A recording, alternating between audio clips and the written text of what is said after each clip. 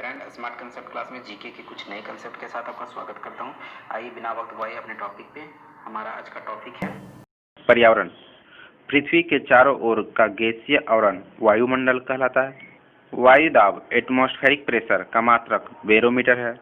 वायु गैसों का मिश्रण है जिसमें नाइट्रोजन सर्वाधिक होता है, नाइट्रोजन 78%, ऑक्सीजन 21% तथा कार्बन 0.03%। वायु में सर्वाधिक मात्रा में विद्यमान अक्रिय गैस यानी कि इनर्ट गैस, इसे नोबल गैस भी कहा जाता है, जो कि आर्गन है। इसका मात्रा 0.93% है। भारत की जलवायु उष्णकटिबंध मानसूनी है। वातावरण तथा जीवमंडल के बीच का संबंध पारिस्थितिकी कहलाता है। वायुमंडल की सबसे निचली परत क्षोभ मंडल यानी कि ट्रोपोस्फेयर है। इसे अधोमंडल भी कहा जाता है। इस मंडल में प्राय मौसमी घटना घटती है।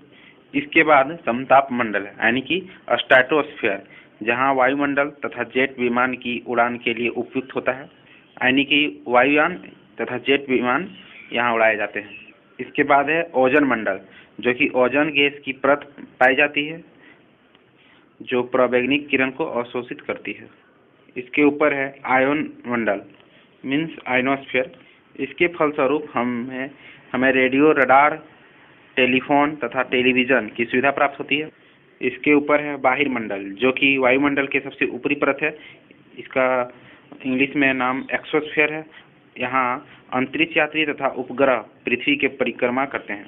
क्षोभ मंडल यानी कि ट्रोपोस्फीयर की मोटाई में वृद्धि हो जाती है ग्रीष्म ऋतु में। क्षोभ मंडल में प्रति 165 किलोमीटर के ऊंचाई में जाने पर 1 डिग्री सेल्सियस ताप घटता है तथा 1 किलोमीटर ऊंचाई पर जाने पर 6.4 डिग्री सेल्सियस ताप घटता है।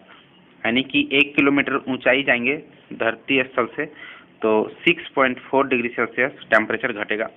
उल्का से संबंधित घटना घटती है मध्यमंडल में। ग्रीन हाउस गैसेस निम्न है NO2, CO2, CFC and CH4। ये सभी ग्रीन हाउस गैसेस हैं। वायु में जल की उपस्थिति को आर्द्रता कहलाती है, जिसे मापने के लिए यंत्र हाइग्रोमीटर का प्रयोग करते हैं। भूमंडल में जल का भाग 71% है। वायुमंडल में जल वाष्प की मात्रा 0 से 4% है। जीवमंडल पर ऊर्जा का मूल स्रोत सूर्य है। सौर विकिरण का मात्र 51% पृथ्वी पर पहुंचता है। संवहनीय वर्षा तथा अधिकतम वर्षा विषुवतीय क्षेत्र में होता है। पछुआ हवा के कारण होने वाली वर्षा चक्रवाती वर्षा कहलाती है। न्यूनतम वर्षा होने वाला क्षेत्र ध्रुवीय क्षेत्र है। पछुआ हवा को गरजता चालिसा कहा जाता है। फेरल का नियम पवनों की दिशा से संबंधित है।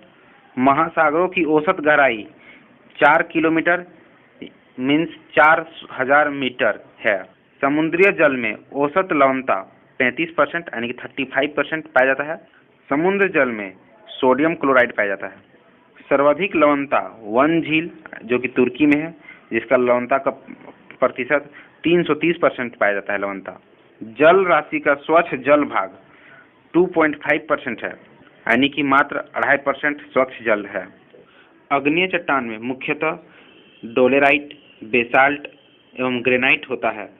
इसे याद रखने का एक ट्रिक है, आग में जलने से डोल का बेस ग्रीन हो जाता है। आग में जलने से यानी कि अग्नि चट्टान में डोल से डोलेराइट, बेस से बेसाल्ट एवं ग्रीन से ग्रेनाइट, ग्रीन हो जाना इसका मतलब ग्रेनाइट है।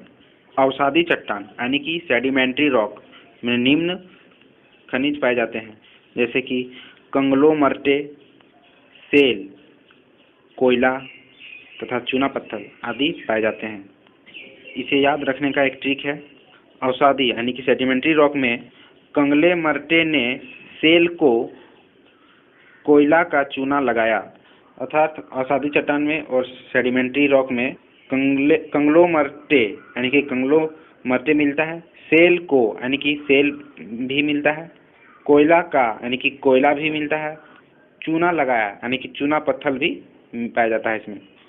अब है रूपांतरित चट्टान, जिसे कि कायांतरित चट्टान भी कहा जाता है, जिसमें स्लेट, नाइस एवं संगमरमर पाए जाते हैं। इसे याद रखने का एक ट्रिक है, रूपांतरित या कायांतरित करने के लिए स्लेट को नाइस संगमरमर चाहिए।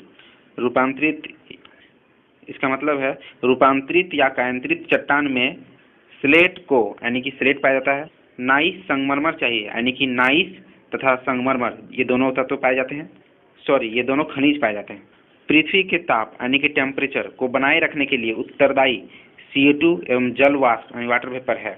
सूर्य से आने वाली पराबैंगनी किरण को अवशोषित करता है ओजोन परत, जो कि ओजोन परत ओजोन गैसेस से बना होता है।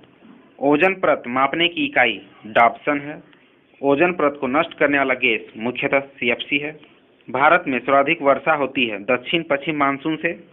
मानसून सबसे पहले आने वाला राज्य केरल राज्य है, यानी कि केरल राज्य में मानसून सबसे पहले आ जाती है। जून के प्रथम सप्ताह में ही 1 से 5 जून तक के बीच में ही मानसून आ जाती है केरल राज्य में। जाड़े के दिन में वर्षा होती है तमिलनाडु के तट पर, जो कि लौटती मानसून के कारण होती है।